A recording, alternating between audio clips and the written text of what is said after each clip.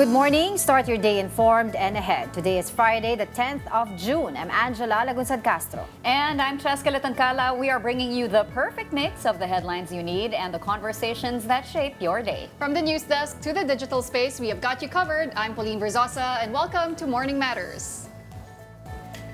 Now, first on the news, the aftermath of the magnitude 7.8 earthquake in Mindanao. According to the Office of Civil Defense, the death toll has risen to 38.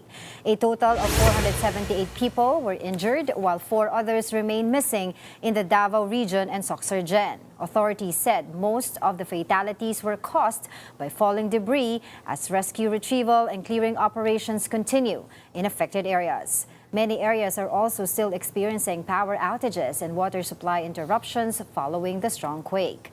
Meanwhile, President Bongbong Marcos is set to visit the province to assess the situation and oversee government response efforts.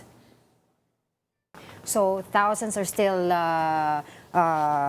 displaced, no, because of this earthquake. And then, of course, there are also some areas pa rin that remain accessible only by helicopters because of the landslide that happened after the earthquake. At tapos, there are also makeshift hospitals, no? Because hospitals also hindi rin sila nakaligtas doon sa mga diba, wrath of the earthquake. So, and you will see the doctors are treating the patients inside the tent. You will hear the cries of an infant na bagong panganak, yung mga ganun. No? So you'll see talaga na this is going to be the situation of the people affected by the earthquake for I don't know, who knows how long, di ba? And even in Sarangani, sabi nung isang mayor nila doon na last time daw kasi nagkaroon ng disaster doon, nasira yung evacuation centers nila. So ngayon, humingi siya ng, tulong from the national government to to add more evacuation centers. And you have to remember in Cebu also until now, yung iba nasa tent city pa rin during the earthquake last year. And that also begs the question, it has to be all hands on deck. But it also begs the question, how many roads are still impassable? The airport, General Santos Airport is still closed to commercial flights. And then even sea voyage in some parts of Mindanao are still not allowed. But again, we need these pathways. We need these avenues for rescue and relief efforts. At what percentage are we with, returning power and communication? Maraming kailangan pag-isipan din, especially with the people who want to go back to their homes, who want to go back to their lives. But even classrooms, kakastart lang ng school. So many classrooms have been destroyed, have been damaged. So many structures. Later on, we have to build back better. And what kind of support will the government extend to businesses, to families? Ang daming kailangan gawin. We really need swift action in terms of our disaster response. Last night, I saw the report of mobile journalist Evan Tarinque in General Santos, and he showed how a lot of residents are living in tents outside their homes. They don't want to return yet inside because there are still aftershocks being felt. Some of them were even pretty strong last night. So there's still that fear. Sabi nga nila, totoo yung quake trauma. They're really fearful that another earthquake might strike Mindanao. And but what's good though is that some markets are open, although medyo konti pa yung supplies nila. And what's being sold right now are portable solar panels. I think that's a big help for families. And baka nga dapat the government should be providing that to each and every family because wala ngang power sa Mindanao, and that would be a great help for them. Well, talking about the mga donations, I remember also sinabi ng DICT they will be providing free Wi-Fi, Wi-Fi spots para dun sa mga kababayan natin because even the internet access is also hard these days, And dun sa commercial flights that you mentioned earlier, sabi ng DOTR, it will return back to normal operations in about a week. So we'll see kung ano pa yung mga pwede nilang magawa para mas mapabilis, 'di ba, yung pagbabalik sa normal ng operations na yun. So, yun. And I'm also, thinking about the children. Buti na lang nung nangyari yung earthquake, nasa labas nila because of the flag ceremony. So, there are organizations like Save the Children Philippines who go to these places to make sure the children are being briefed, 'di ba? Because the trauma that they suffered, 'di ba? And of course, ito supposedly the other day, no Monday is the first day of class. classes, diba? Pero ito yung naging first day experience nila. So they have to help also the children to deal with this. All right, now meanwhile, over at the Senate, a possible security threat has triggered new tension between the Gatchalian and Cayetano blocs. Senate President pro tempore Win Gatchalian ordered a work-from-home setup for Senate employees until Friday, after his camp said it received information from the NBI about a possible threat. But Senator Alan Peter Cayetano is questioning the warning, saying if the threat is credible, all senators and Senate personnel should have been informed and not just one bloc. Senator Tito Soto said a Senate lockdown may be considered if the threat presents a clear and present danger. Malacanang says the reported threat is now being validated by proper authorities, while warning that anyone who attempts to sow chaos at the Senate will face the law. Right, so even amid this potential threat, nagkaroon din ng dalawang memo from Acting Senate President Sherwin Gatchalian and Senator Alan Peter Cayetano. The one of Senator Gatchalian says work-from-home arrangements until Thursday, right? And then Friday is a holiday, so wala nang pasok ang Senate offices. But in the memo of Senator Alan Peter Cayetano, working hours are from 8 to 5 p.m. for the entire week. So, It's sino interesting. susundan? Ayun na nga, di ba? Yesterday, at the Senate, Berrimon reported that employees went home at 5 p.m. So they sort of complied with that order na working hours are until 5 p.m. But because they were also fearful of this possible threat. Ano? So umuwi na lang sila. So, but yung titingnan natin, if papasok nga yung mga employees today, will it be work from home or will they follow that 8 to 5 arrangement? So there's still a lot of confusion, even when it comes to this matter. Sinong susundin? But also, I mean, there have been more security measures put in place, of course. The vehicle inspection, security barriers right outside the gate. And then, of course, they're also coordinating with intelligence agencies, the NBI. But, again, who will the employees follow? Exactly. Nakakalito, no, even the media, even members of the media right now are confused. But there is that order that even Senate reporters should not be inside the Senate premises. Dahil nga yung security measures nila. But of course, it's interesting to note also yung intelligence na, hindi intelligence nila ha, but yung intelligence report na nag-gather or personal intel na nag-gather ni Senator Ping Lacson. And of course, when you talk about Senator Ping Lacson, before being the Senator of the Philippines, he was once before the PNP chief and, you know, worked for Metrocom Intelligence Security. No? So, somehow still has connection. So sabi niya, although raw pa rin yung kanyang information, there are intelligence na saying there are threats because parang sinasabi nila, some groups, no, mostly the soldiers or the forces are saying na they want to bring back some sense of normalcy or order in the Senate because of what's happening. Diba? So how are they going to do that? We don't know. And of course, on January 12, diba, there is a looming protest also on the other side of the fence, and they say they were going to march to Malacanang. June 12. What did I say? January.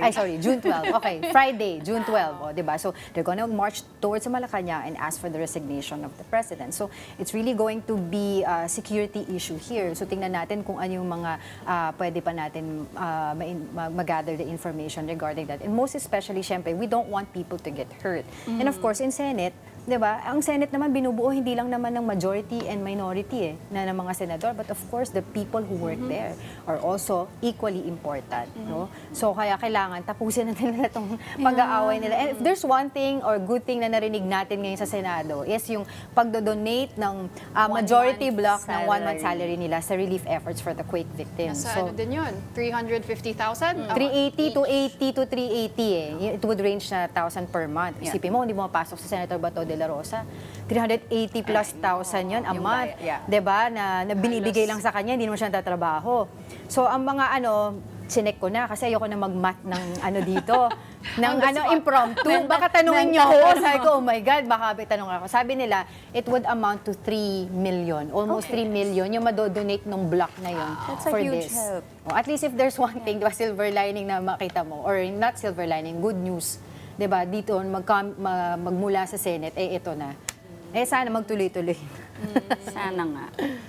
All right, the mother of 19-year-old basketball player Rene Batorbonia arrived in Manila from Agusan del Sur, carrying deep grief and many unanswered questions following her son's tragic death.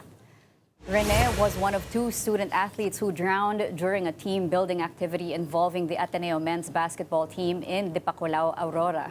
His mother, Rovelyn Batorbonia, shared that she had allowed her son to attend the training because she believed it was part of his preparation as an athlete. The grieving mother recalled how excited Rene was to begin his college journey and play for the Ateneo basketball team. She said her son had promised to help lift their family out of poverty, a dream that motivated him to excel both in school and on the basketball court. As investigations continue, Rovelyn is seeking answers about the circumstances surrounding her son's death. Sinabi pa lang nila, matanong ko na sa anak ko, kaya mo ba yun?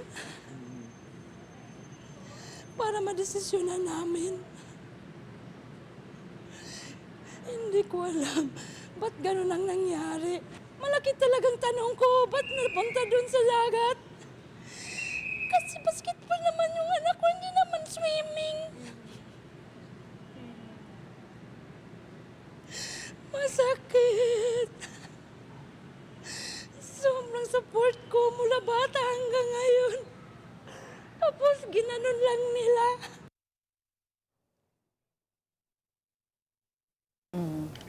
Okay, so Rene's parents and brother are now in Manila. They flew in from Davao City. The parents have requested for an autopsy. In the case of Divine Adili, his family requested for his remains to be returned to Nigeria to keep with family and cultural practices. Families deserve answers.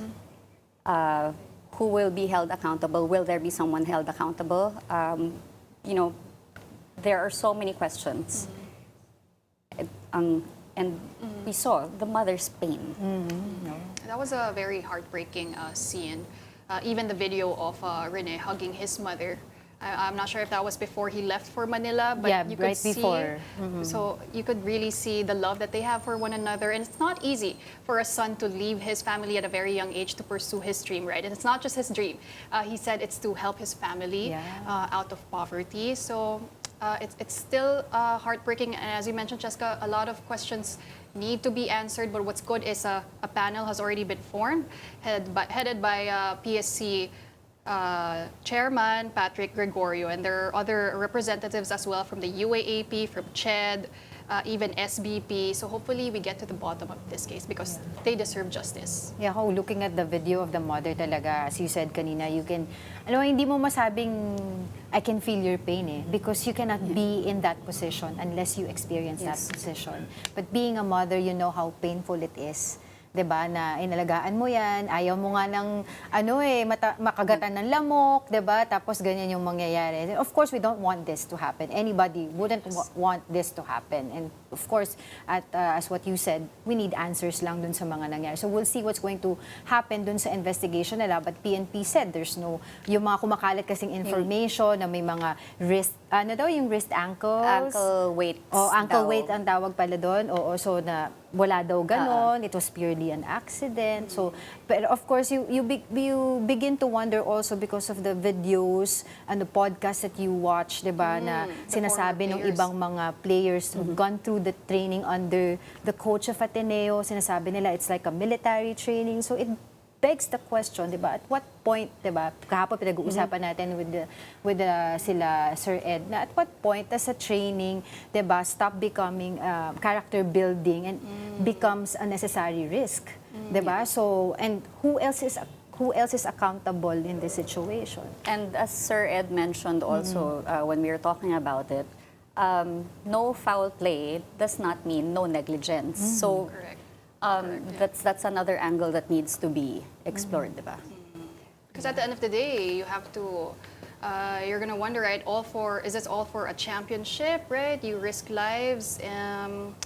For winning a title? Yeah, Is that the cost that you have to pay? And it's really painful. I know even the Ateneo community, even the alumni, support the investigation. They also want answers and accountability because that's not what they stand for. So. And even the mom said, no, she wants to do an autopsy. Yes. So NBI and CIDG is already coordinating with the mom para nga masagawa na tong autopsy. Don't go away. Morning Matters will be back after a short break.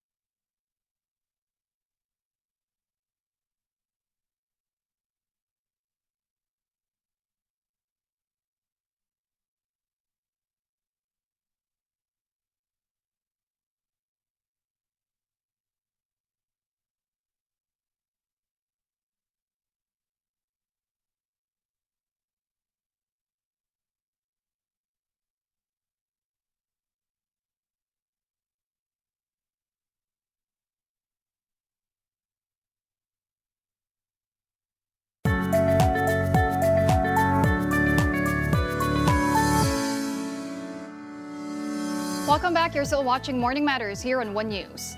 The death toll from the magnitude 7.8 earthquake in Mindanao has now risen to 38. Nearly 500 others were injured. More details in this report. Tumbang si mo. Mga bata ko dito.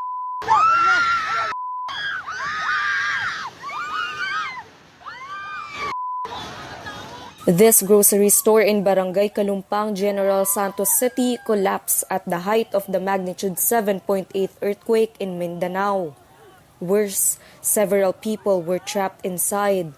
This drone video shows the market reduced to rubble. Since Monday, search, rescue, and retrieval operations have been ongoing. K-9 units have also been deployed to help look for the victims. Among those waiting is Nanay Dioslinda, who is still hoping her son can be retrieved.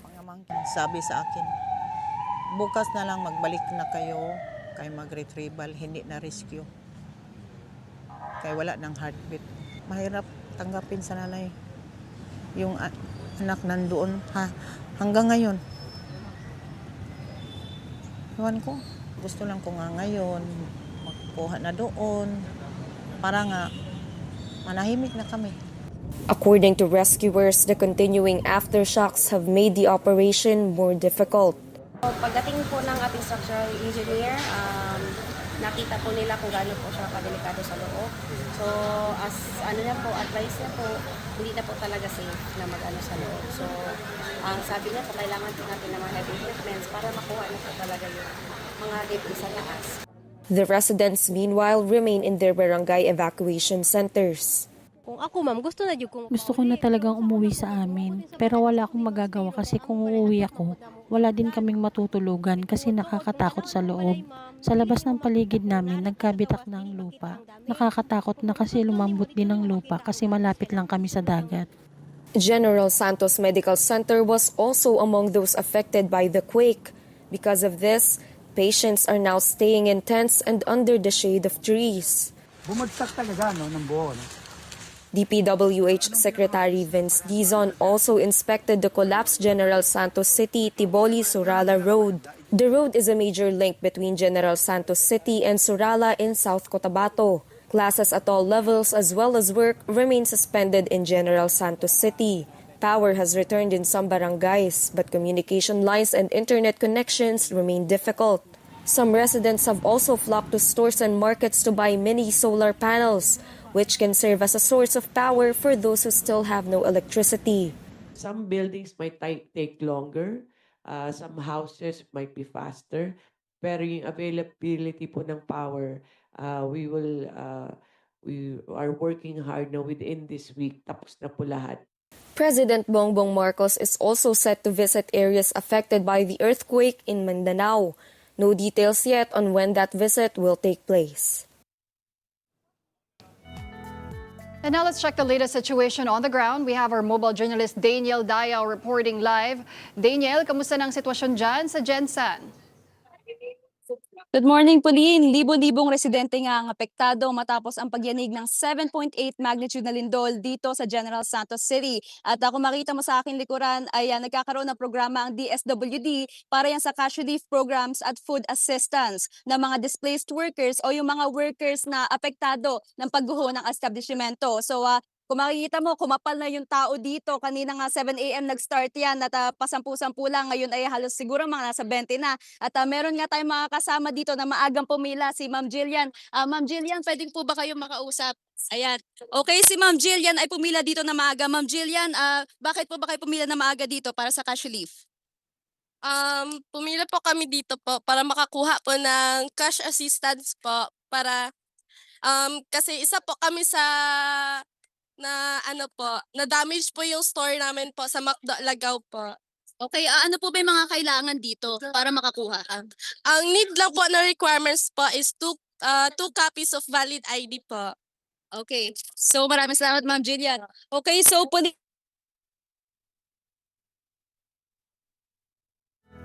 Daniel.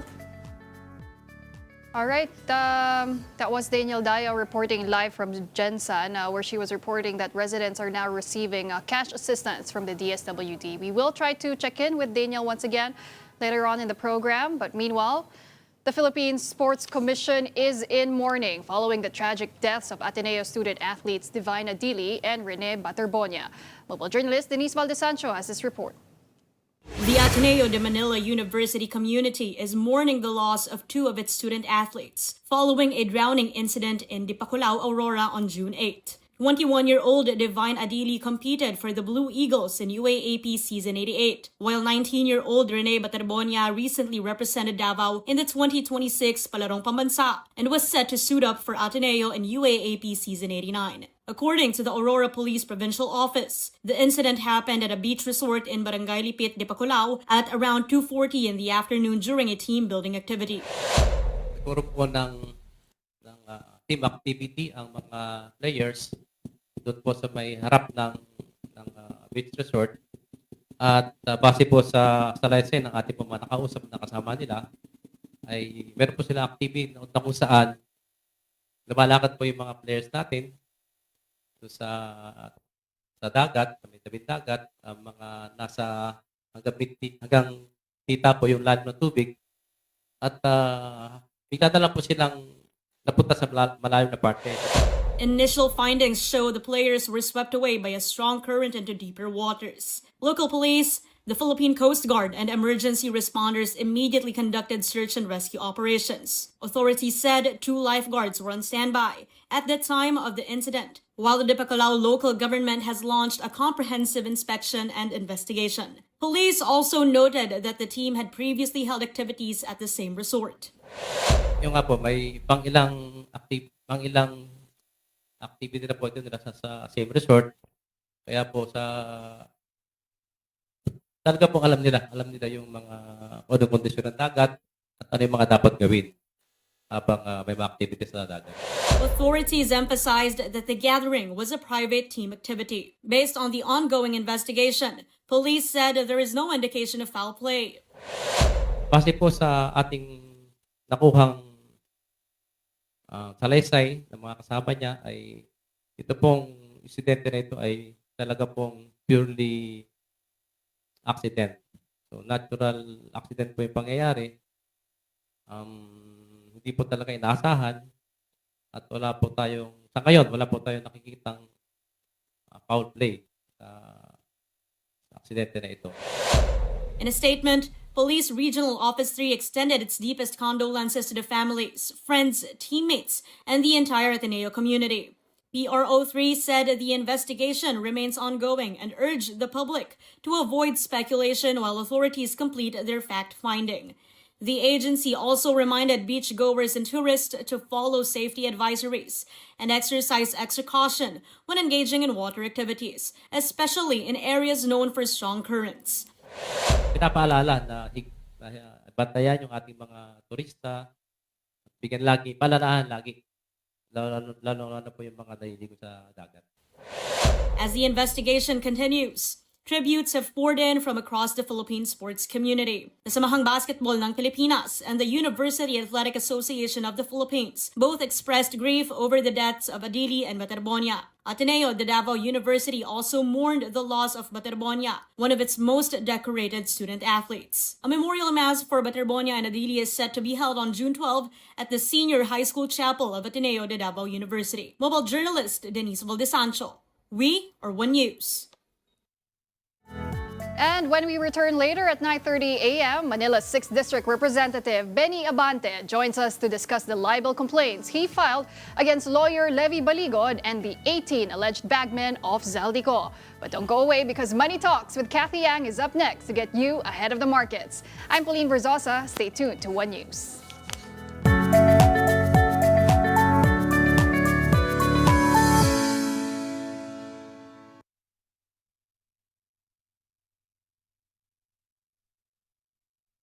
Secure supply and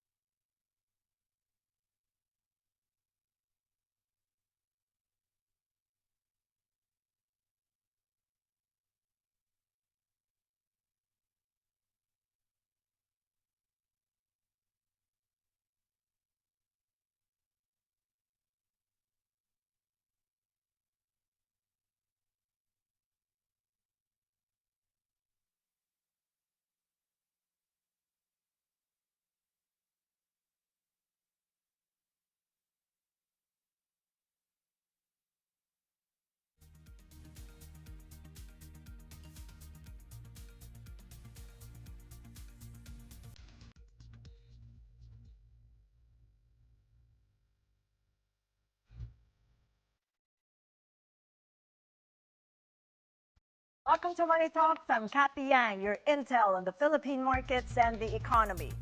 In the headlines, the Asian Development Bank says it is working with the Philippines on renewable energy projects. Bracing for a prolonged state of elevated fuel prices as the Middle East conflict pushes beyond 100 days. Eric Lim, Chairman, President, and CEO of Topline Business Development Corp, joins us live from Cebu. And mounting pressures on the Philippine economy despite a slower than forecast May inflation result. We ask why with Chief Economist Dominic Velasquez of China Bank.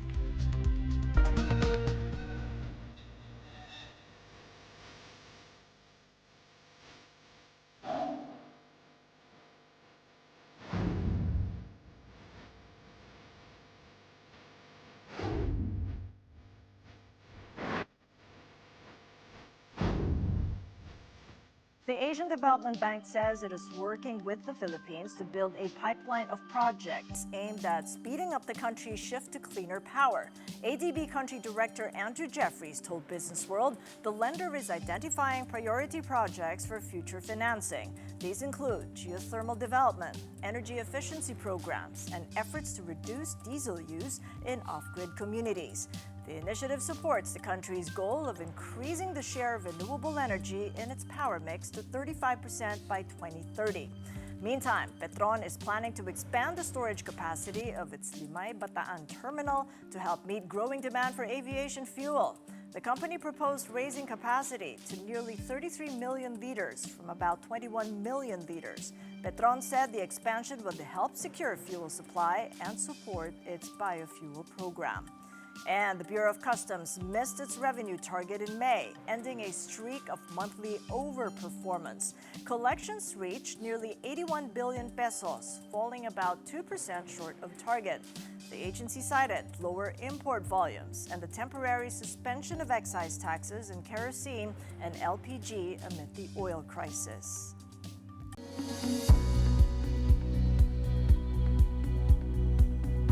Diesel and kerosene prices are up again this week, underscoring how 100 days in the Middle East conflict still translates into higher fuel bills for Filipino motorists despite earlier rollbacks. The latest increases come on top of cumulative double-digit hikes since March, keeping pump prices well above pre-war levels. With us for more, Eric Lim, Chairman and President, CEO of Cebu-based Topline Business Development Corporation. Maayong buntag, Eric. Welcome back to the program. Hi, Kathy. Good morning. Thank you for having me again.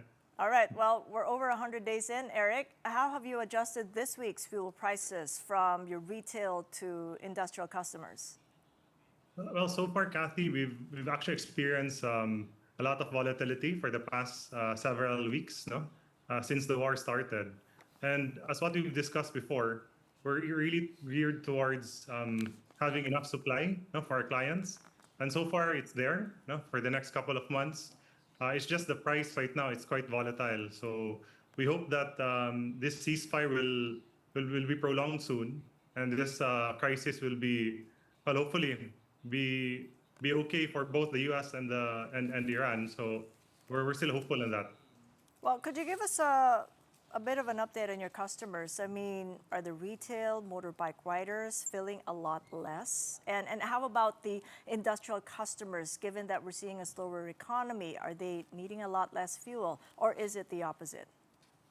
Yeah, you know what, Kathy? Since we're situated in Central Visayas, and most of the companies that we're serving, we call them essential companies or industries, such as shipping, transportation, and of course, manufacturing. So we still see that sustained demand currently. And if you go to the retail side, the motorcycle drivers, the niche market is still there.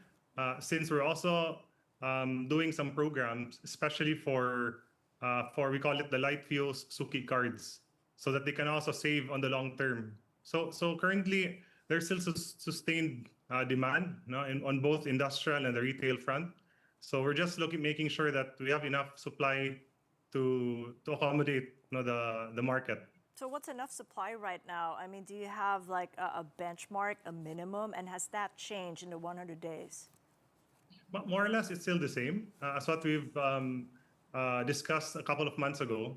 we still maintain 4 to 6 months supply. In fact, if you look at the DOE data, this was last month, they said that on the whole capacity for the Philippines, we have about 50 plus days of supply or capacity that we have. That's why just recently, for top line, we recently signed an expansion program here in Central Visayas for a top line energy base. So currently, instead of having only about 10 million in terms of capacity, we're going to triple or almost times 4 the capacity for the group. So, and that's only on our first phase. So hopefully on the next phases, we can add more capacity in, because we do see that to make sure we have enough supply in the market, we have to have the infrastructure to accommodate that supply. Exactly, to your point. I mean, the depot capacity, I know that we talked about this a couple of months back. How is the working capital for that? Has that been approved? And how is that working for the additional capacity? So far, Kathy, with regards to the FOO that we were doing for the past couple of months, currently we're now on the offer period stage. Listing schedule is on June 26. We're coordinating with the underwriters with regards to the permitting. And so far, hopefully after the FOO and the listing, this could give us more flexibility in terms of working capital in our top line as a group. In terms of flexibility and price, the Energy Secretary Sharon Garin told Philstar days ago that the agency is considering easing its close regulation of pump price adjustments to allow players like yourself to recover the financial losses. What is the progress in those talks? So far, everything is going on well. We're also coordinating closely with the regulators just to make sure that all of the different pricing in the market is within the fluctuations on the MAPS pricing. Since again, let's be reminded that the Philippine prices are being pegged by the Singapore MAPS price. So there's also the cutoff from Monday to Friday. It's going to be reflected on Tuesday the following week. So currently, we're coordinating closely with the regulators with regards to that. Well, what is the preference, though, amongst the oil players? Did you prefer that the DOE release a pricing range each week instead of mandating the specific adjustments? Because the current adjustments give you no choice right now but to implement what the DOE says. You know what? Either or is actually okay with us. Since, again, we're in this crisis currently, it's more than 100 days now. And we want to make sure we have that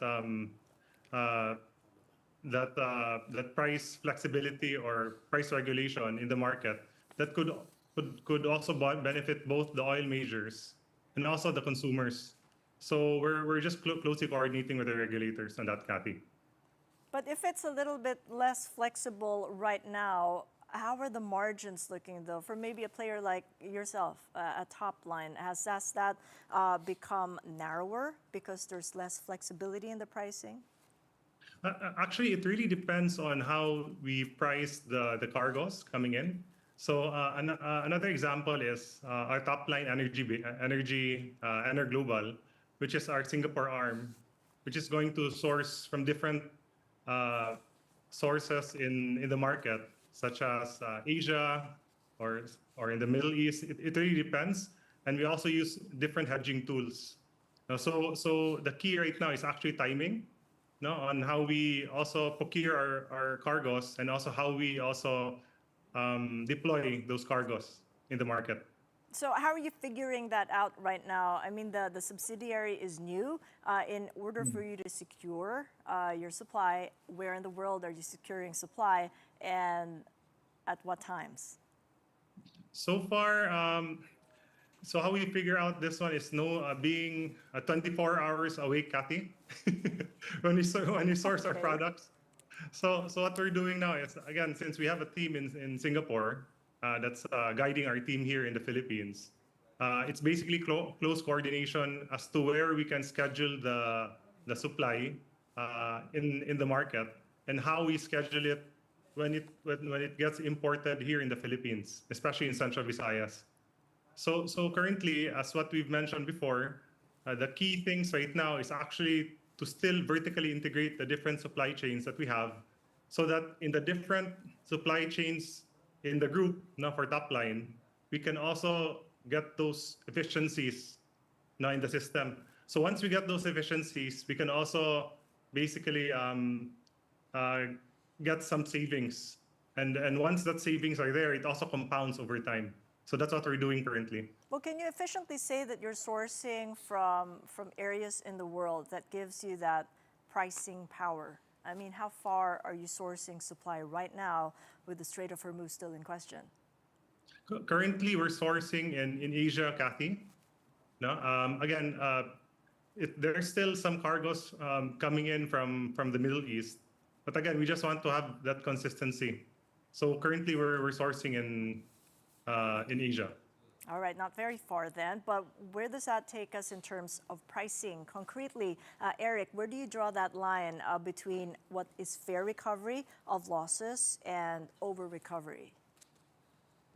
I think there's a certain computation from the DOE, from the regulators, that you want to make sure that fair recovery and it won't be opportunistic recovery, right? So currently, as what you've seen for the past several weeks and months, prices have been quite subtle, no, for the past few weeks, and we're also anticipating more subtle prices in the next few weeks, no, in coordination with the different oil majors. So if the DOE were to give you a pricing range, would that be better off? Would you be better off with that? It really depends on the situation in the Middle East, Kathy. So as what you've seen a couple of days ago, there's this ceasefire that's being brokered again by the U.S. with Israel and Iran, and then just recently there's now heavy discussions, no, both the U.S. and Iran, and now it's a bit off the air now. So again, price range would matter in the next couple of weeks, but we just want to make sure that there's enough supply currently. Okay, so and for us in top line, on the short term, it's really more about supply. On the medium term, it's more about having the capacity to absorb the supply, and then the long term is to get that flexibility over time in the different networks of the group.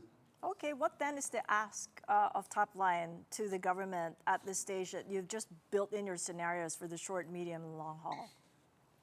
I think it's more about clarity, Kathy, on certain regulations. Clarity meaning we just want to get more insights from the regulators as to how much of a buffer they would want us to have. Again, just to remind ourselves, the buffer for the Philippines is about 50 plus days. Now, if we compare ourselves to Japan, for example, their buffer in capacity is about 200 to 250 days. No, so for us, I think there's still a long way of us to make sure that we have that buffer capacity to ensure that we have that energy security side for the country. What's a comfortable buffer then between 50 and 250? Well, actually, that's why we're hoping the regulators can give us some insights on that. All right, well, come back to us when you do have those insights. Thank you so much, Eric. I much appreciate it. Eric Lim of Top Line Global. In other news, the opening of a new section of the Cavite-Laguna Expressway, or CalAx, is expected to boost connectivity and economic activity in Cavite. The newly opened CalAx, subsection 3, extends a toll road to the Governor's Drive interchange in General Trias City.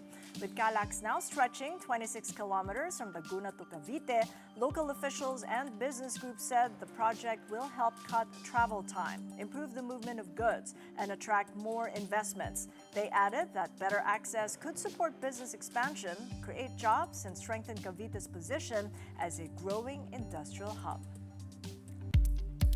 You're watching Money Talks. Coming up, we'll talk about mounting pressures on the Philippine economy with China Bank's Dominique Velasquez. Keep it here on One News.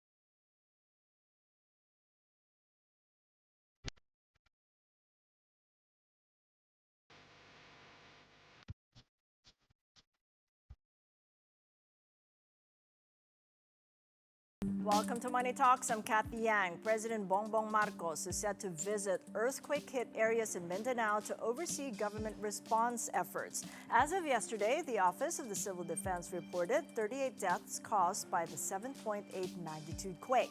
478 were injured, 4 others still missing.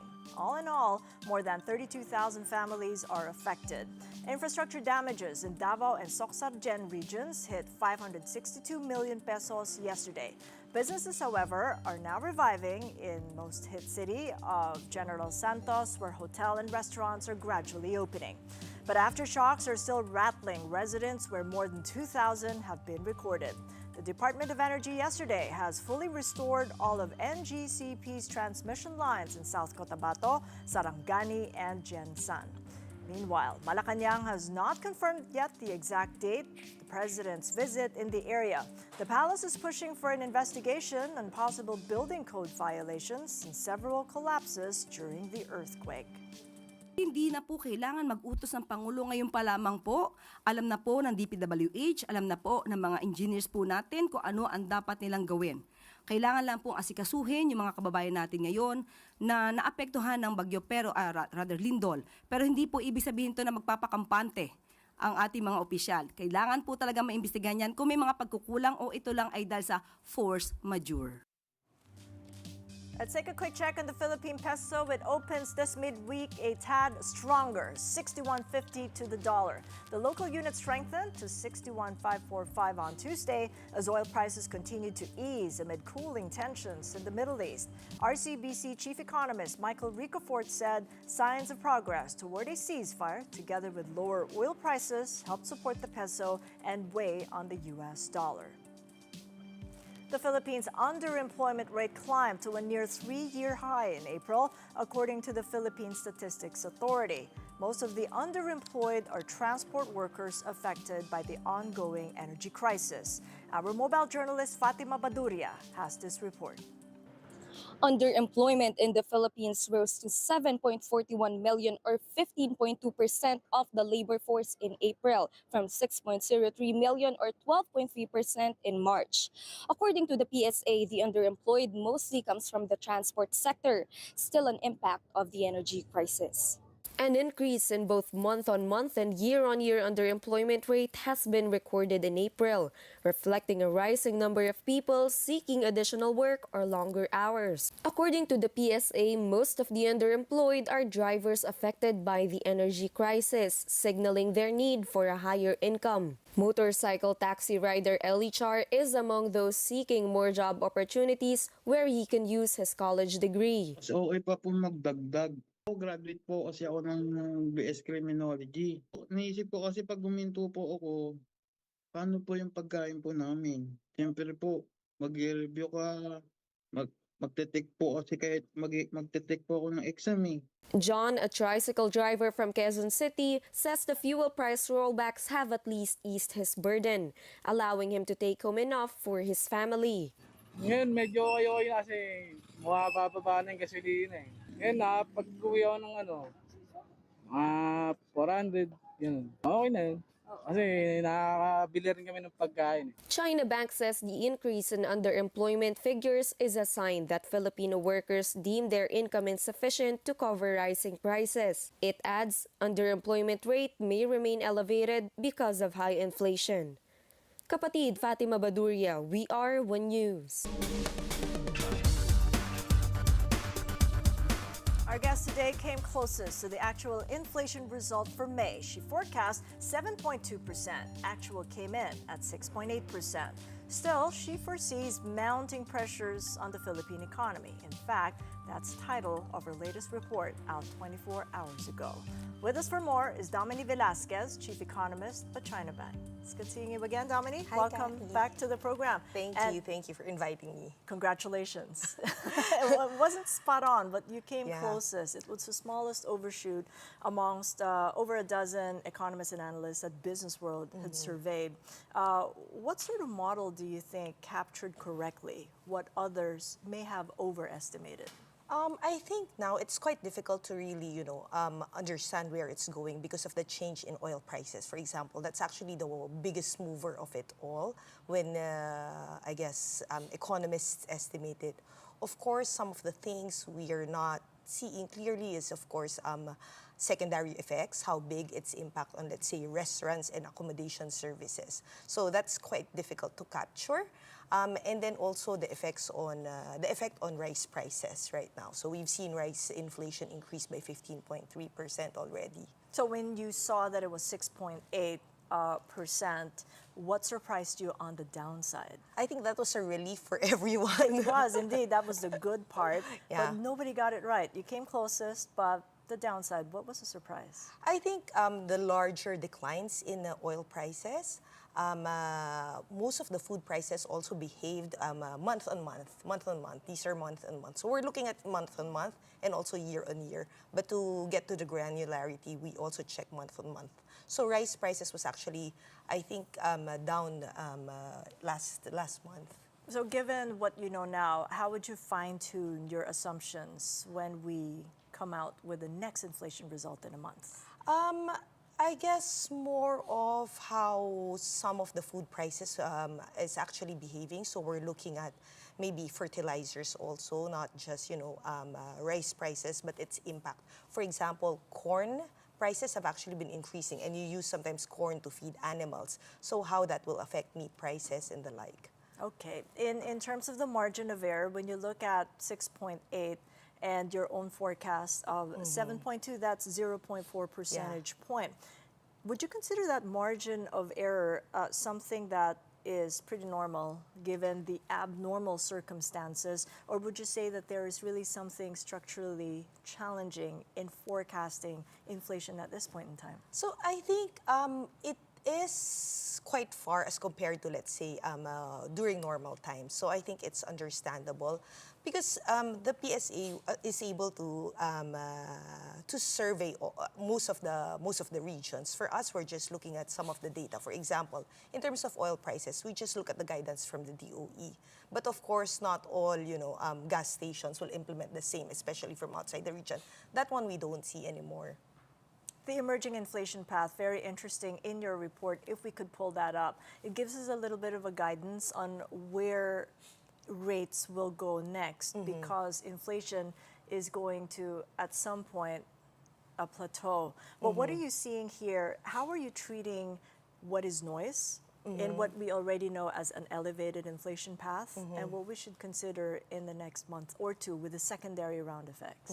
So for us, we think inflation will be slightly below 7% for the rest of the year. Towards December, I think maybe less than 6%. So because inflation already increased, even month-on-month decreases will just bring you to the 6% figure, right? In the last report, we saw a decline month-on-month, but we're still at 6.8, right? What we're seeing is that, for example, for oil prices, we're seeing a gradual decline of oil prices. So we think demand is, weakening also. So that actually brings down your oil prices, not just in the Philippines, but also globally. For rice prices, we've included some of the effects of El Nino. So there's an expectation of El Nino until early next year. So that should elevate rice prices also, keep it elevated. The weeks before the inflation result came out last Friday, I've had a conversation with the governor himself, Eli Remolona, and he said it was so critical to see how that inflation result panned out. Given what we know now, how much and how fast will that rate hike come? We think, the BSP could do a 25 bips by next week. 25 bips, yes. On the 18th? On the 18th. On the 18th. I think, for example, some of the data, it's not just inflation. Of course, inflation is the mandate of the BSP, but some of the recent indicators, which you've just mentioned, for example, unemployment rate at 4.7, but looking deeper into that, underemployment is highest in 3 years. The last time it was that high was July 2023. 2023, we had 6% inflation. So it's actually showing up in some of the figures, and I'm sure BSP will look into that. If you look at the business expectations survey, it's actually negative. So there's a slowdown in the economy that we're seeing that might not be helped by a very, very aggressive rate hike cycle.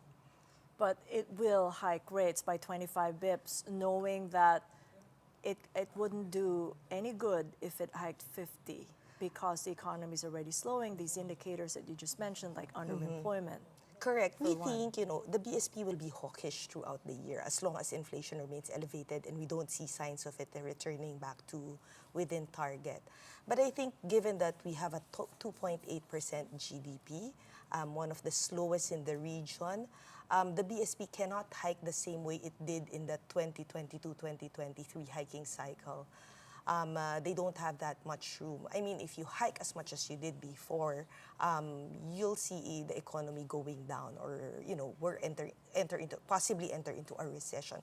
That one, I think, they need to manage it in terms of hiking prudently, but not hiking too much also. We have less than a minute, and we got to bring in the peso here because when we compare it with the rest of Asia, it's already one of the weakest performing in the ASEAN. Do you think, though, that there is more downside or upside in this case, given the competitive cushion that a weaker peso would provide exports as well as jobs, perhaps if we talk about the business process outsourcing industry? Correct. I think, a weaker peso actually is advantageous to those areas. But in the short term, though these industries will not adjust, right? So it's gonna take like a medium-term trend. What we don't want is sudden depreciation of the peso, which I think the BSP has actually been monitoring. We've been at 61.75 in the past 3 weeks. Now, at least we've seen it correct already, even if there are like airstrikes again this evening in the US, right? So peso opened at 61.50. So I think we're very positive on the prospects of the peso moving forward. Do you have a line in the sand on the peso? No, but let's say our best worst case scenario is around 63, but hopefully not that much. All right. Well, thank you so much. Thank you. And all the best in the next forecasting. Thank Have you you. back when you get it spot on. Dominique Velasquez of China Bank. Let's check in on the markets overseas. U.S. stock futures have pointed to a decline, but the markets have opened later tonight, Philippine time. NASDAQ and the S&P 500 both down 0.3%, and the Dow slips by about 0.25%. Asian markets are trading mixed this Wednesday. Australia's ASX 200 gains about 0.25%, and South Korea's Kospi falling nearly 2%. Japan's Nikkei 225 slips by 0.8%. U.S. stocks ended mixed Wednesday amid renewed pressure on tech shares. The Dow edged up by about 0.2%. NASDAQ fell about 1%, and the S&P 500 slipped by 0.25%. And a quick check in our own markets. Local bourse rebounded Tuesday as easing tensions between Israel and Iran helped lower oil prices and improve investor sentiment. PSEI climbed by more than 1% to close at 5,945. The broader all shares index also ended in the green. Luis Limlingan of Regina Capital said investors returned to risk assets after Monday's sell-off. That's as a temporary pause in attacks between Israel and Iran helped improve market sentiment. He added, however, the recent recovery remains tentative. And the 10-year government bond yields edged higher to 7.644% from the previous close of 7.532%. And that is it for Money Talks. I'm Kathy Yang. Catch us again tomorrow at 9 a.m. Kapatid, we are One News, all sides, all the time. Morning Matters coming up at 9:30 a.m. Have a great day ahead.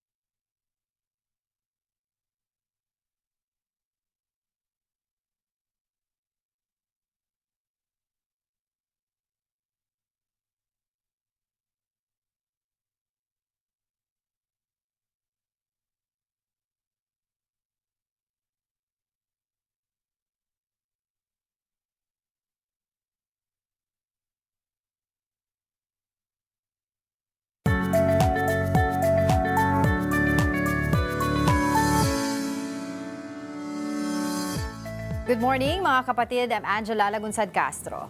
Representative Benny Abante has filed libel complaints against lawyer Levito Baligod and 18 alleged bagmen linked to the so-called Maleta testimonies. Abante filed the complaint before the Manila City Prosecutor's Office after the 18 men alleged he received cash-filled suitcases from the office of fugitive former lawmaker Zaldico. The allegation was made during a Senate Blue Ribbon hearing led by the bloc of Senator Alan Peter Cayetano. Abante questioned why the accusations were aired before the media and the Senate instead of being brought directly to the Ombudsman if there was evidence. The case adds to other complaints already filed against Baligod and the 18 alleged bagmen by several personalities named in their statements. Joining us now is Manila's 6th District Representative Benny Abante. Congressman, thank you for joining us today. Good morning. Good morning. Good morning, Angela, Pauline, Jessica. Good morning sa inyo.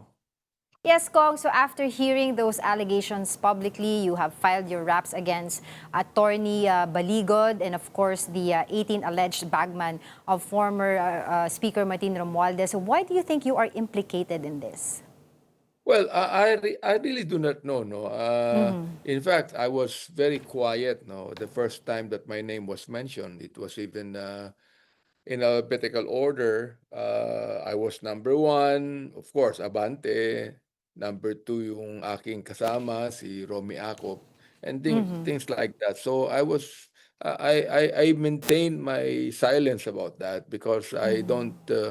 I didn't even think it to be important, no, because there's nothing good about it if I say something about it. No? Wala namang talagang maaaring mangyari. But for the second time, my name was implicated in the Senate hearing, number 7. I think it's time for me now to answer back and let the court be the one to handle it. But prior to the emergence of these alleged bagmen of former Speaker Martin Romualdez, have you ever met or interacted any of the 18 bagmen, Kong? No, in fact, I really wanted to to face them.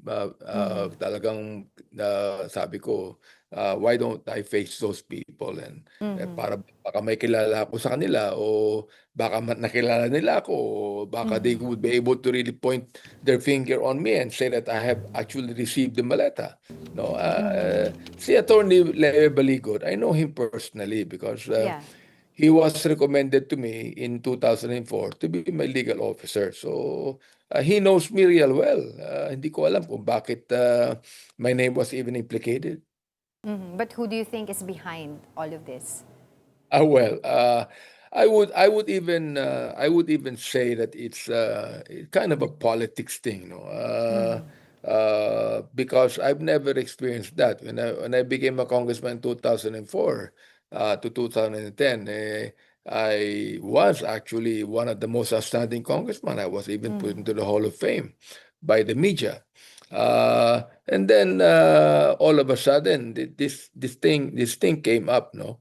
I was thinking, well, siguro kung hindi ako naging isa sa mga leaders ng Quadcom, if we did not investigate the anomaly and the EJK that happened during the last administration, and I have not even endorsed the impeachment complaint, perhaps my name would not be implicated. But so I said, this is actually politics.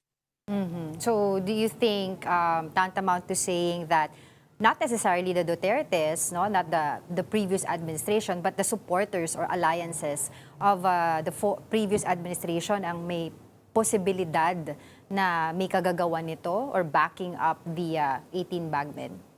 Perhaps, alam mo naman, we're living in a day in which you know a good number of people want money for these things and they would rather be used. Yun ang mga inaakala ko diyan na naririnig ko at allegedly, no. So actually I'm even puzzled by it. No, I'm not actually shocked because I've been receiving a lot of bashings anyway. But I'm being puzzled that I would be included among those that have accepted maleta. I'm not, there are, how many of us? Mga 35 kami, no? Nakita ko naman yung listahan eh. And among Yeah, all of those people included in po the list sila. were actually members of Quadcom.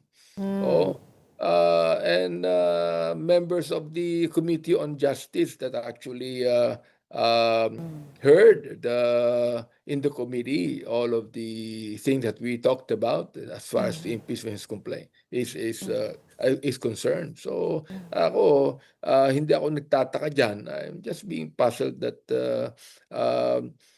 all of our names, dun mismo kami mismo nasa Quadcom included. But others see this complaint as a way to silence the whistleblowers. So how do you respond to that, Kong?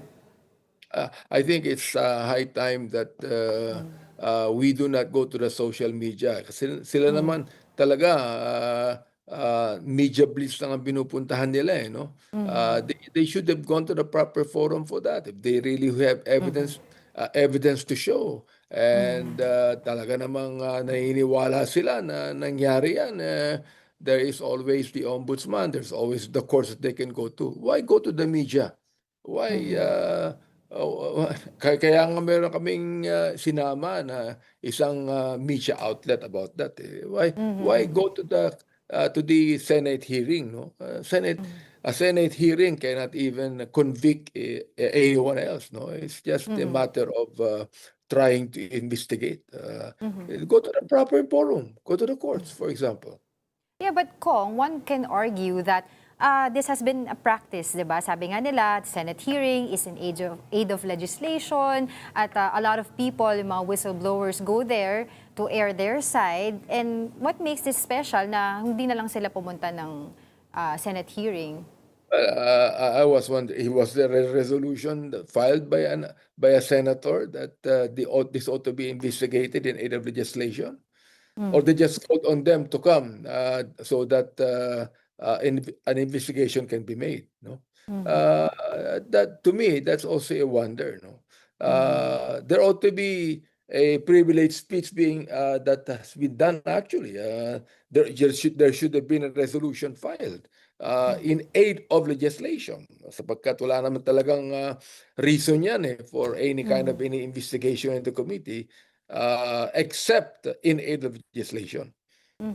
Well, I was wondering, Kong, if would you waive certain privacy protections such as bank records and other documents in terms of investigation to prove na hindi po talaga kayo nabibigyan ng pera, etc. Why not? Open naman yung mga. I could be able to actually even open my bank account if they want to. So open po kayo doon sa ganon. Yes. Okay, so si former Congressman Mike Defensor has been open about supporting these 18 bagmen. So do you think he's also part of demolition job against you? Have you, diba dati po siyang congressman nagkasabay po ba kayo sa Kongreso? Hindi kami nagkasabay, no? I do not know if yung tatay niya, nagkasabay kami. Perhaps graduate na siya when I entered in or nagkasama kami na one time, no? I know him, he knows me too, and we're good friends actually. Of course, you talk about supporting an individual, supporting a presidential candidate, supporting somebody else. I think it's purely, purely politics. Wala naman siyang nakita sa akin, wala naman siyang pwedeng sabihin sa aking masama. It's purely politics. Well, of course, talking about the impeachment complaint, ngayon po ay magkakaroon po ng impeachment trial by July. And of course, still an issue sa Senado yung leadership allegations, leadership issue po nila doon, yung fiasco. No? So what is your take on that? Well, I would think, ako hindi ko papakialaman ng Senado dyan. No? Ang magiging advice ko lamang kay Senate President Alan Peter and Senate President pro tempore Win Gatchalian is for them to come together and talk, settle this in a diplomatic manner. Yun lamang ang advice ko sa kanila. Pero palagay ko naman, matutuloy naman tong impeachment na ito, whatever, because that is already mandated in the Constitution. Yeah. They cannot do that, no? Talagang pag ginawa nila yan at dinila yan, obstruction of justice na yan, and they're no longer following what the Constitution says, na kinakailangan forthwith pag-usapan na to at tapusin na, because the impeachment is a very important mandate given by the Constitution. Well, you were there also during the clarificatory hearing of the impeachment articles against the Vice President. Among those 4 articles of impeachment, which do you think carries the weight na talagang will, convince undecided na talagang may kasalanan si VP Sara? There are several probable causes, no. We're not trying to establish guilt here, no. But we're trying to establish that there is probable cause in this impeachment complaint. Nakita naman natin yan, and we talk about that in the impeachment proceeding. Nakita ko, and I really believe that there are some probable cause that the Vice President should answer. In fact, hindi nga siya dumalo sa amin eh. Sana she was able to answer all the allegations, di ba? I mean, good for her also, because questions can be settled if she would actually answer. Kung talagang hindi totoo yan, maka-quash yung impeachment proceeding na yan. Kung totoo yan, well, wala tayong magagawa kundi she has to face the music, no? Pero sa amin, ang pinakamatindi dyan sa akin, no, it's the testimony of, kung yung testimony lamang ni Sonny Trillanes, kanya lang yan, wala wala mangyayari. Pero the AMLAC, when we call the AMLAC, sinuportahan nila ang akusasyon ni Sonny Trillanes on the money that came out and came in, no? Pangalawa, ang pinakamatindi rito was that threat that she gave the president, being the vice president, that should not have happened.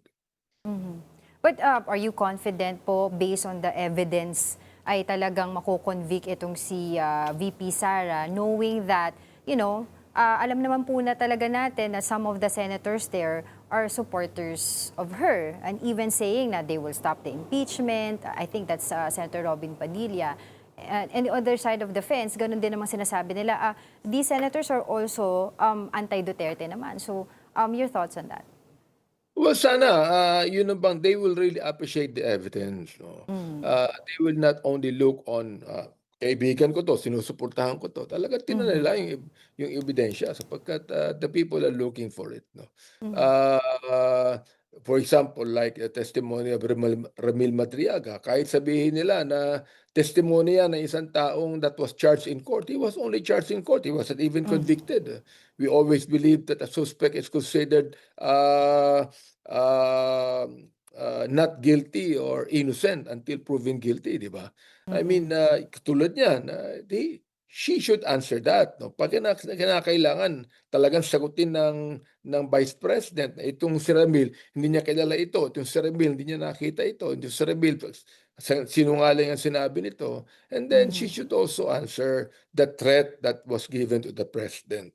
Siya yung mismo ang nag-threaten sa Presidente. Hindi lang yan, kundi she even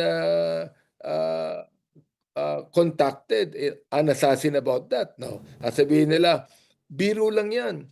Well, the Vice President, that is the number 2 most powerful person in the land, should not make jokes on that.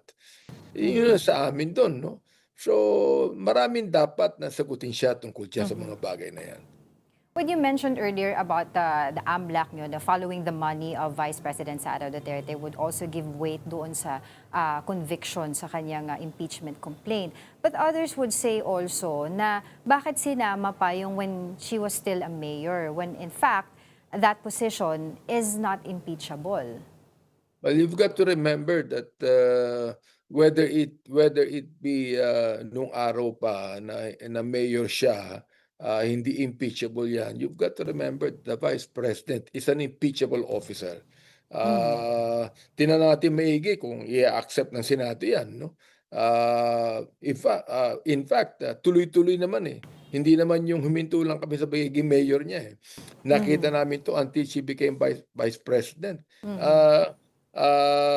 Doon nga sa amin, sa maleta, hindi pinag-uusapan dito yung magkano, kung nagbigay ng pera, kung nakita yung pera. Pero doon mismo sa impeachment hearing na ganyan, umamin yung ilang mga staff niya na nakatanggap sila ng pera from the Vice President at sinabi pa kung magkano. You see, yung mga bagay na ganyan. The Vice President should answer that. Well, you've been a lawmaker for quite some time now. And of course, if you were given a chance to give advice to Senator Alan Peter Cayetano right now, who's still, as people would say, clinging on to the position of Senate President, what would you tell him? Because who else, the Malacanang recognizes the leadership of Senator Sherwin Gatchalian. IBP recognizes the leadership of Gatchalian. Your thoughts on that? Yeah, I'm quite close to Alan Peter and Win Gatchalian, and my heart goes out to the Senate, no, and to them also. Palagay ko unang-una niyan, sabi ko nga diplomacy na ang pag-usapan natin diyan. Let those two people talk, or if the president calls for a special session, then all of the senators should come together and make a vote. Kung talagang gusto nila si Senate President Alan Peter Cayetano, di boto nila. And let the majority come out, no? Gusto nila Senator Win Gatchalian, ganun din. Let them make a vote in the Senate. Yun naman talaga nangyayari in a democratic country, di ba? Yeah, but on your opinion, based on being a lawmaker as well, yung proper quorum na ibig sabihin, tama po ba yung ginawa nung Gatchalian block when they decided to, change the leadership in the Senate because almost 3 days na po hindi pumapasok yung Cayetano block? Well, they had the numbers. Number one, hindi pumapasok yung Cayetano block. So they decided to do it on their own, no? But they called on the others to come. They have decided, 12 of them made a decision to, nag-iingat lang sila that Win Gatchalian became the Senate President pro tempore. Nag-iingatan sila dyan because there is actually a rule in the Senate on that, no? So magiging 13 niya later on. Narinig ko that they're able to convince someone else to come and join them. So magiging 13 niya. No? Sabi naman ni Senate President Alan, kung 13 na sila, he's willing to vacate the Senate presidency. Yun naman ang Sino po sinabi yung niya. naririnig nyo? Ako sa akin lang, ang prayer ko lang dyan, sana mag-usap-usap sila. Because, yung bang, I received a call on some of the youth that we have, no? A call on leadership by example. Para bang hindi na kami example dito eh. Ang gulo-gulo na namin nalilito na yung taong bayan eh. Sana magkasundo na yung mga yan. Meron ba kayong naririnig, Kong, dun sa isa pang pupwedeng sumama sa Gatchalian block to complete the 13 votes to elect the Senate President? Oo, meron ako narinig. Mahirap mong Care to share paniwalaan the name? sapagkat alam ko na ito narinig kong taon to. Very close kay Alan Peter to. I do not know why his name is always mentioned and cropping up, no? Pero Care to share the sabi name, nila sa Kong? akin, even Senator Bamakino made a statement in the media that Yeah, meron tatalon sa kanila na isa. Ayaw niyo i-share yung name, Kong. Ayaw. Well, ayoko muna bigyan ng pangalan niya. Baka ma-preempt pa yan eh. That I will just keep it close to my heart. Okay. All right, but Kong, before I let you go, of course, Curly Descaya is now arrested due to the flood control mess dun sa mga kaso na yon. And he was furious, no? He is furious doon sa mga sabi niyang kasabwat o yung mga ibang lawmakers daw na of course pinabayaan sila, nalaglag sila, etc. And he will name names. So, of course, natatabunan ng ibang issue itong flood control project na ito. But are you confident na hindi po kayo masasama doon sa pangalan na yon na ilalahad ni Curly Descaya? I am very confident na hindi ako kasama diyan, no. In fact, when the contractors were actually exposed and revealed, tinignan ko kaagad yung mga contractors na gumagawa ng mga project ko. Wala naman sa kanilang ganyan eh. Ano ha? No, the thing is, I think this Kaya should now really open up what he's trying to keep, no? Palagay ko naman marami siyang nalalaman. So sabi niya 150 congressman yan. There are 311 congressman po. Kaya reveal niya na, sabihin niya na mga pangalan yan. Wala nang dapat itago pa diyan. Kung talagang totoo yan. Kung talagang totoo yan. Sana hindi siya nagwi-witch hunt lang diyan, no? I hope it's actually true. Alright, maraming salamat po sa inyong oras, Manila 6th District Representative Benny Abante. Good morning. Thank you. Good morning. Good morning. Salamat. Now, more matters to discuss after this quick break. Keep it here on One News.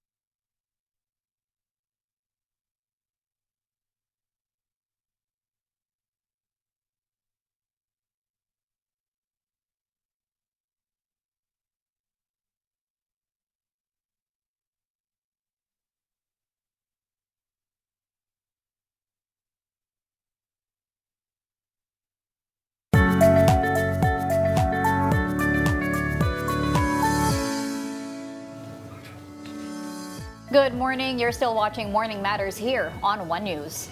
Preparations are now underway for President Bongbong Marcos's fifth State of the Nation address, which House officials say will be marked by simplicity and modesty. Mobile journalist Amy Atienza has this report. A simple sauna. That is what House Secretary General Attorney Chaloy Garafil said as the House of Representatives spearheaded the first interagency meeting of the President's State of the Nation address this 2026. The operative word for this year, I think, will be a simple sauna, in keeping with the time. So there will be no red carpet, no long gowns. You can see in the invitations that we've prepared, we've specifically mentioned that we're encouraging everyone, especially the ladies, to just wear simple Filipiniana dress. Garafil reinstated that the House gears for the preparations needed and invitations were already made. Even some of the preparations that we've done are all geared towards keeping it simple but still dignified, Of course, this is a major event for the administration, for the Filipino people. So President Bongbong Marcos's fifth sauna will happen on July 27. As it draws near, representatives from the Presidential Communications Office, Office of the President, Senate, and even members of the Defense gathered at the House. For Senate Secretary Renato Bantug Jr., the upper chamber will fully cooperate as preparations continue in Congress. Of course, the Senate team is here, and we give all assurances of our cooperation and support for a very successful sauna hosting. I also did not include our debt for finance because we do not intend to spend. Sagutan ng House Meantime, the House Prosecution Panel has already received the notice from the Senate on the guidelines included for the pre-trial conference on June 18. Both the prosecution team and the camp of Vice President Sara Duterte are directed to attend the conference, but this will not be open to the media nor the public. A final schedule for the impeachment trial will be determined thereafter. Kapatid Amy Atienza, we are One News. The Sandigan Bayan is looking into the digital trail of a DPWH system linked to former Senator Bong Revilla's malversation case. Live from the Sandigan Bayan, we have mobile journal Arles de los Santos. Arles, tell us more about it. Magandang umaga, Angela. Ngayon ng umaga nga ay nagpatuloy muli yung paglilitis para kay dating Senador Bong Revilla, no? At kanila naging focus nga yung kasama sa mga computer ni Engineer Carlo Rivera mula sa Bulacan First District Engineering Office na kasama sa mga nasuspending opisyal ng Bulacan matapos ngang sumabog o malaman ng publiko itong issue patungkol sa flood control scandal ng ating pamahalaan. At ngayong umaga ay humarap bilang testigo si Maria Genevieve Ortiz Luis na kasama sa Information Management Services ng DPWH kung saan pinumpirma niya nga na yung computer na pinagtignan at binerify ng NBI ay pag-aari nga ni Carlo Rivera matapos nga yung kanyang inilabas na property acknowledgement receipt. Ito kasing si Rivera, Angela, for context lamang ng ating mga tagapanood. Itong si Rivera, yung umano'y errand boy ni dating Bulacan First District Engineer Henry Alcantara na kasama umano sa mga nag-utos sa kanya. Itong si Rivera, inutusan ni Alcantara na maghanap umano ng mga proyekto at mag-encode ng mga impormasyon na ito. Nakalaunan nga nabisto na nagbibigay umano ng commitment fee yung mga kontraktor ng advance na nasa 25 hanggang 30% para mapunta sa kanila yung mga proyekto, and later on ay dinedeliver nga umano kay dating DPWH Undersecretary Roberto Bernardo na siya naman daw ang naghahatid sa mga proponent. Naging mabilis lamang, Angela, yung naging paglilitis kanina at ayon doon yung kumpirmasyon nga ng itong computer na ito. Nakikita talaga natin dito, Angela, na nagiging galaw ng prosekusyon ay pakita nga kung paano step by step ay nabubuo yung kanilang picture ng malversation dahil ngayong araw ito yung para sa malversation case ni dating Senador Bong Revilla kaugnay ng umano'y Ghost Flood Control Project na nabisto sa Pandibulacan na nagkakahalaga ng 92.8 billion pesos. Arles, itong project contract management application or yung audit log na kinukwento mo sa amin kanina, how will this help to prove the case against former Senator Bong Revilla? Because syempre, 'di ba, on hindsight, paano ka gagawa ng, 'di ba, kung gagawa ka ng something illegal, you won't log it. Actually, Angela, I think yung binabanggit mo yung PCMA, ayan yung kahapon na pinag-usapan. Doon kasi napaka-critical noon kasi doon nga inilalagay yung real-time update ng mga project. So for that, that's very much relevant to the case because supposedly, according to the justices ng Sandigan Bayan 3rd Division, ay non-existent o walang structure na nakita doon sa lugar, but the completion rate of the Department of Public Works and Highways Bulacan 1st DEO ay sinasabi nga na 95.17% completed na yung project just 20 days upon its awarding to the contractor. So talagang doon pa lang malaki na yung butas. Though still hamon para sa prosekusyon kung paano nga ililink kay Revilla yung kaso na ito. And then patungkol naman doon kay Carlo Rivera sa computer nito na verify nga na kanyang pag-aari ito ng witness na si Ortiz Luis kanina, mahalaga pa din, no, dahil kasama doon daw sa mga natagpuan sa computer ni Rivera yung subject project nga ng kaso ng malversation ni Revilla na nasa Pandi, Bulacan. Oo. Etong sinasabi mo na project na ito ni dito sa Bulacan ng DPWH regarding the flood control, you said that this is 95.5% completed. Pero have they checked also kung, kasi iba yung kumpleto sa substandard naman yung materials? Well, Angela, ang gate kasi ng depensa ay hindi raw ito ghost flood control project. Bago pa magsimula, ayan na talaga ang kanilang argumento. Yeah. But we remember it vividly. Ang tanong ng hukom sa kanila ng 3rd Division ay, if i-claim ninyo na ito ay hindi ghost flood control project, how would you call it? And sasabihin ba ninyo na merong project existing for this contract ID na nasa ibang lokasyon lamang?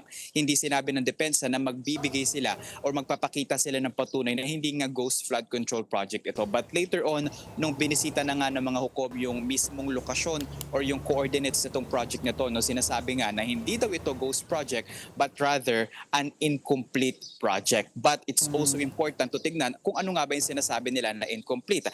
Ayon sa kanila, meron daw mga ilang steel bars or pipes na nakapwesto doon, kaya daw hindi raw pwede sabihin na ghost flood control project ito. But of course, the question remains, why put the 95.17% na completion rate kung yung palang pala na mga bakal ang nakatayo doon, malayong malayo sa konkreto na flood control structure.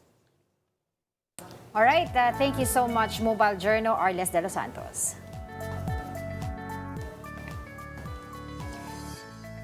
At this point, let's check the prices of basic goods at Guadalupe Public Market. We have mobile journalist Ray Vicente. Ray, kamusta ang presyo at supply ng mga bilihin dyan?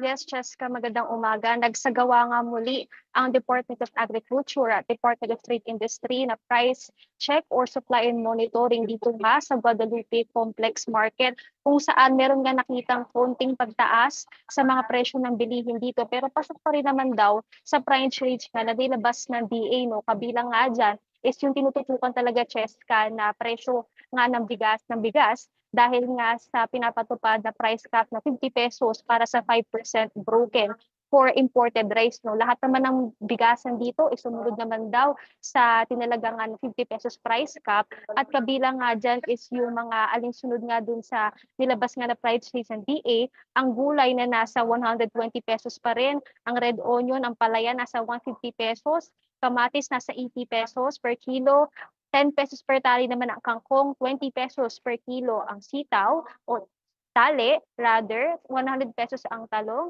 15 pesos per tali ang pechay at 120 pesos ang karot. Sa presyuhan naman ng isda, Cheska, merong mas mataas yung presyuhan kumpara na sa gulay, kung saan nasa 160 pesos na yung tilapia, 240 pesos per kilo ang galunggong, 260 naman ang bangus, habang ang papano ay nasa 450 pesos per kilo naman.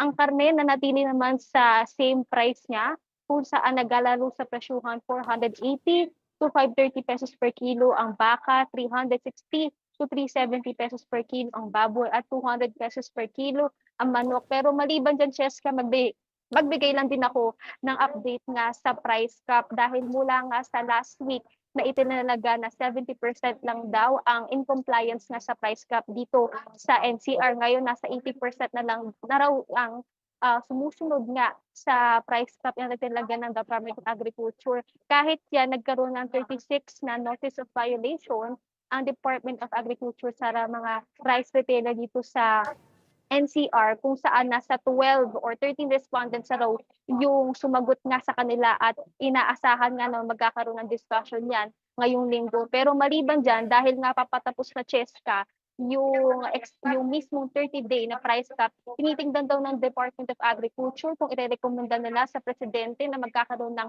extension para naman sa 50 pesos na price cap, Cheska.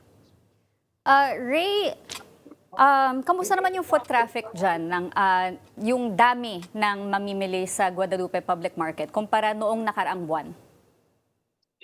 Yes, Cheska. Pakita ko lang yung kabuuang sitwasyon dito sa Guadalupe Market. Kung makikita nyo, medyo hindi ganun katao. Pero kasi 10 a.m. na, no, kasi usually kapag 10 a.m. onti na talaga yung mga tao dito dahil tapos na mamili yung mga nanay para nga sa lunch ng kanilang pamilya. Pero simula kanina mga 8 a.m., ganito na rin talaga kaunti o yung sitwasyon dito sa palengke. So, kumpara raw talaga nung actually hindi lang isang buwan, nung isang linggo isang linggo base sa mga nakausap natin ng mga tindera-tindero rito, mas kumunti raw talaga yung mga namimili rito. Siguro dahil nga raw may epekto pa rin talaga yung nangyayari ngang krisis sa Middle East, Cheska. Thank you, mobile journalist Ray Vicente. Coming right up, UST College of Education Professor Eleanor Barami joins us to discuss the changes in this school year's calendar and policies. Stay tuned, Morning Matters returns after a quick break.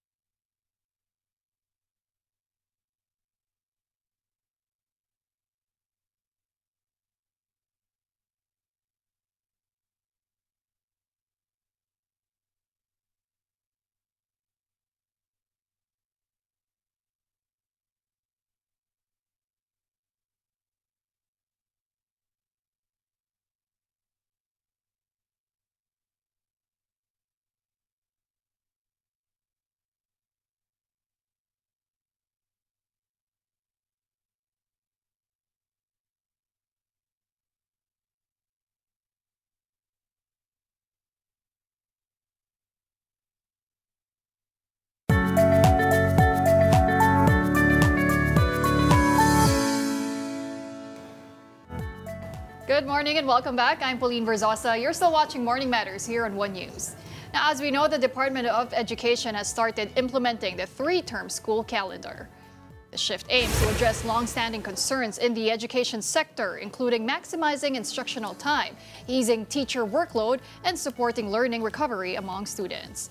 Under the new setup, the school year is divided into 3 terms, each with designated periods for academic and administrative activities to provide a more structured learning schedule. Each term consists of an opening block for start of school year activities, an instructional block for teaching and learning, and an end-of-term block for assessments, remediation, teacher training, and other school programs. Joining us now is Eleanor Barami, Assistant Professor at the University of Santo Tomas College of Education. Good morning, and thank you for joining us. Good morning. Thanks for having me. We just want to get your initial thoughts on the implementation of the 3-term school calendar by the Department of Education. Yes, so it's quite interesting that DepEd actually decided to do a trimester scheme as early as this academic year, since they just put out the memo towards the end of last academic year. Whenever there are changes in curriculum delivery, it's expected that these are pilot tested. And of course, they are consulted with stakeholders. And just based on my opinion, I think it could be a good strategy, I guess, to do the trimester. However, I think it is being implemented prematurely, since teachers were not really prepared for it. It does take a lot of time when you kind of like alter the curriculum. It's not just a matter of dumping topics in a trimester scheme and cutting it into 3 parts. It's not as simple as that. And so I think there has to be consultation with other stakeholders as well. But Professor, are you seeing any advantages to this new reform? No, well, the new calendar aims to provide more continuous learning and to reduce interruptions in the school calendar. Do you think ultimately this will actually improve the outcome of students' learning? Well, it really all depends. Like if they're basing it on disruptions that are based on, let's say, natural disasters, like maybe like, typhoons, that's really uncontrollable. That's beyond our control, regardless of the scheme that we provide, whether it's quarterly or trimester. So really I think really it has to be tested first. I understand that private schools were given the option to do the trimester or the quarterly. And I think a number of private schools are still going to be sticking to the quarterly because it's really a matter of how you structure the curriculum changes within the competencies that are expected for the students to learn. Now, if they're trying to do that because of better pacing, they're thinking in terms of that, then they should have created the curriculum already, like the physical curriculum, in such a way that the teachers know, okay, what topics do I need to cover during the first trimester, second trimester, and third trimester? And this has not been done. Professor, how do you see this affecting the way the teachers prepare and the way that parents will, schedule everything around this new school year? Yeah, so I think with teachers, I've spoken to a number of public school teachers over the summer, and they are not prepared for it. Like they explicitly had mentioned that they are not ready for it. And that is where the teacher preparation struggle begins. Now, I understand that it had mentioned that, yes, it's going to lessen teacher preparation, but the question is, when will that happen and how will that happen? If in the reality the teachers are facing now in the public school system is that the curriculum is not prepared for it. So the expectation is that teachers are now expected to become curriculum developers on top of them delivering the curriculum. So it's kind of like they're preparing what they have to teach, they're preparing the curriculum as they are teaching it. And so it actually puts more burden on the educator. Secondly, for the parents and the families, I think because they only put out this memo like towards the end of last academic year. I'm sure there are parents also who are thinking in terms of, okay, how will I make adjustments now to the family schedule? Like we understand that, maybe some parents have made advanced plans for like whatever's going to happen in the coming academic year. And so by having this trimester scheme we're all caught off guard. Honestly, even on the part of the tertiary in tertiary education, higher education, it's a struggle also for us because we start our academic year in August. We're just about to end. We're just still having our graduation in the tertiary level during the months of June. And in teacher education, we send interns to public schools and private schools. And so that will be a struggle for us in terms of, okay, when we send our interns, our teacher interns to the public schools, where will they be at? Will they be in the middle of like a trimester break? Will it be too late for us when we send our interns now? And so their exposure to teaching is going to be very limited also. So it doesn't just impact the teachers, the students, the parents, the families. It impacts everyone who are stakeholders within basic education. And that affects higher education institutions like ours. Well, Professor, under this new 3-term school calendar, each term now includes an opening block, an instructional block, and an end-of-term block. How do you think that approach will benefit the students and teachers as well? As I mentioned earlier, pilot testing is key here. So in terms of how it will influence or impact, we don't know. And that's the thing, because here's the thing about with curriculum revisions and even anything that you put out in education, it has to be pilot tested. And part of that pilot testing is the research behind it. Like what research supports that this will be effective. That should be backed up by research. And based on the pilot testing, the result of the pilot testing should be made public. It should be up for public hearing. It should be made public and shared with stakeholders and then consulted as to whether, okay, as stakeholders, what can we say about it? Is it effective so far, right? So this has not been pilot tested at all. This is just being implemented outrightly. And that I think is where all of us in the education system, we're worried about this. We are very much worried because again, what might happen is that, they'll see na parang, ay, parang nahirapan sa trimester. O sige, balik na ulit sa quarterly. And that is what has been happening with how the curriculum is being implemented in the basic education. It's like, palitan natin ng pangalan, palitan natin ng scheme, tapos, ay, hindi pala siya masyadong nag-work, sige, balik na ulit sa dati, o kaya baguhin natin. So, pabago-bago, paulit-ulit ng pagbabago, pero wala naman tayong nakikitang result, wala naman tayong nakikitang parang evidence. Ano ba yung evidence-based research natin that will prove that these strategies and these schemes are actually effective. Can we touch on the ELAW framework, and can you explain how this will simplify lesson plans and lessen administrative workload for teachers? So with the framework, I think it's more like it's a simplified way of like lesson planning. And I think that's also one thing that we also have to emphasize that this again, this framework that the teachers are doing or are expected to do, the teachers didn't really get any training for this yet. And that is where again the problem is. It's like yes, it may be good on paper because there's a structure for it. There's a very specific structure for it. But then the thing is that it's the implementation. So ang ganda naman na maayos naman yung structure ng ganun klaseng pagtuturo at ganung structure ng lesson planning, ng planning in terms of like from introducing the lesson to delivering the lesson to assessment. Pero ang problema dyan is na-train ba ang lahat ng teachers sa buong Pilipinas ng DepEd para magawa nila ng maayos or ma-implement nila ng maayos yung ganun klaseng lessons. So dun talaga it really boils down to it has to trickle down to the ones who are gonna implement it rather than the decision making body who may not necessarily be really in the grassroots of what's happening in actual schools and in actual classrooms. Well, Professor, teachers are now also allowed to use artificial intelligence responsibly when preparing lessons. I think the operative word there is also responsibly, no? Because we know AI also has its risks as well as opportunities. But what do you think are the safeguards that teachers should observe when they use AI? First of all, I think if DepEd does allow the use of AI when teachers plan their lessons, I think DepEd should have guidelines for using AI. Just like in any institution, we do put out guidelines in AI usage. And, AI is something that we cannot avoid. It's already there and people are using it whether we approve of it or not. So I think in terms of AI being used by educators, there are great AI tools.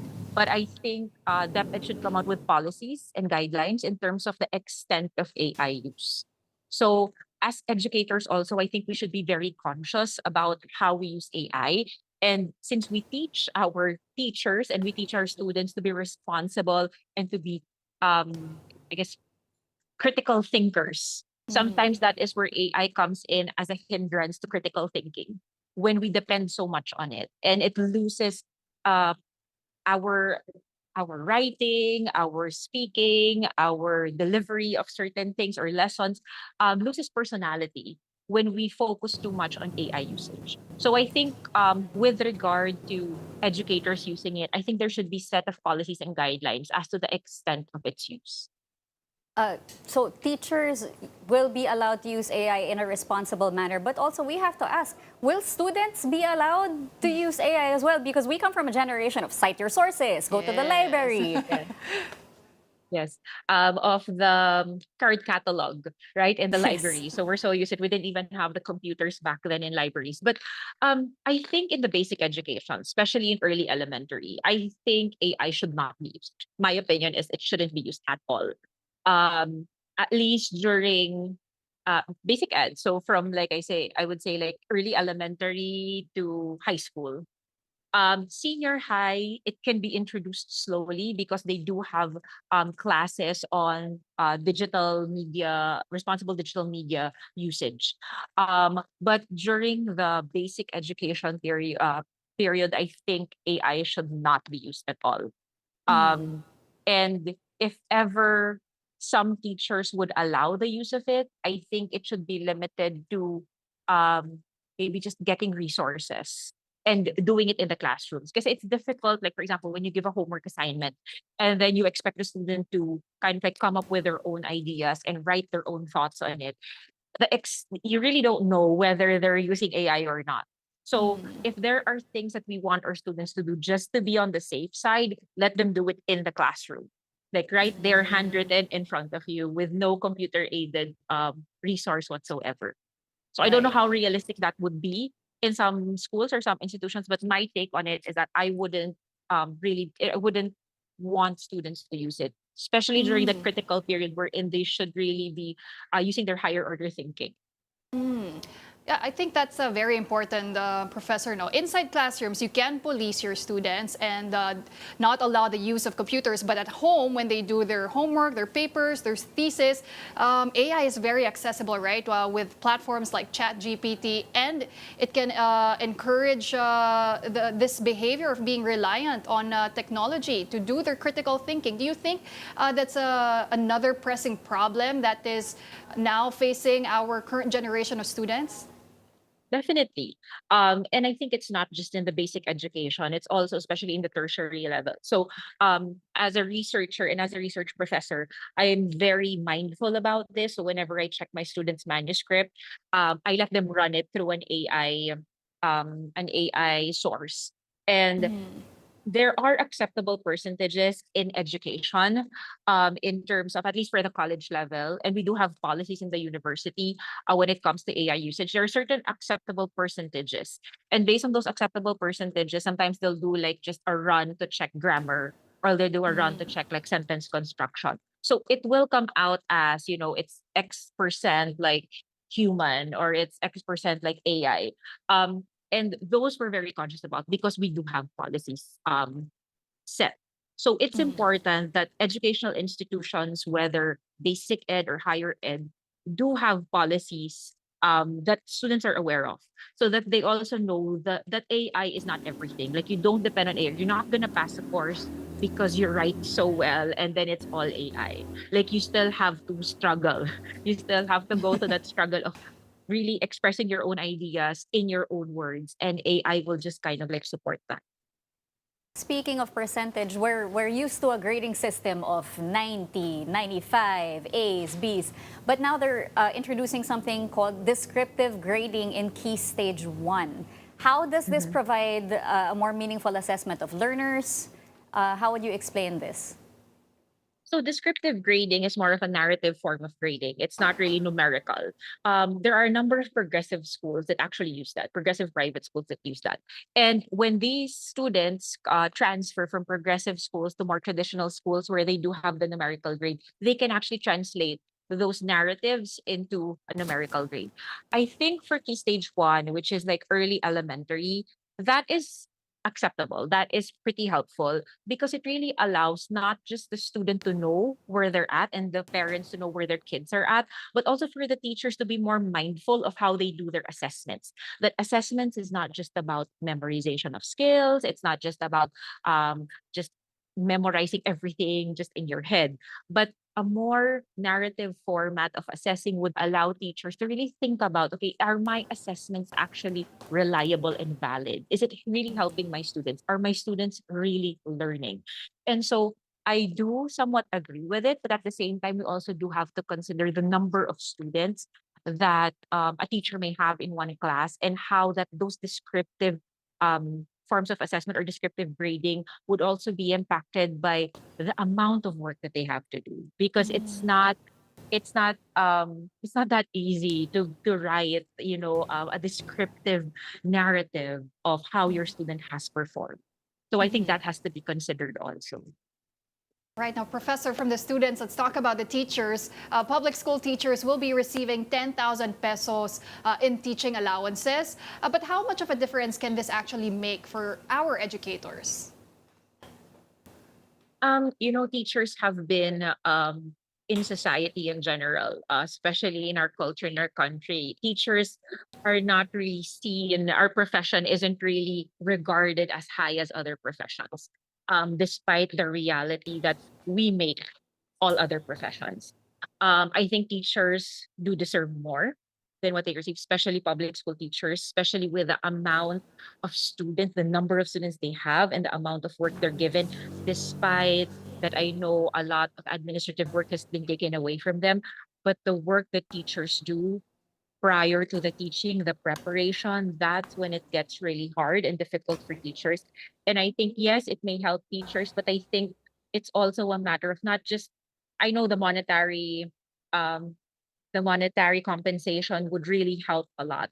But also, I think we also have to lift up the morale of the teachers in such a way that we should try. I really don't know, like being in the teacher education institution and training teachers, it's really sad to see that not a lot of young people want to be educators anymore now. And this is not only a trend in the Philippines, but this is a trend in even in Western countries, that there are really very few teachers.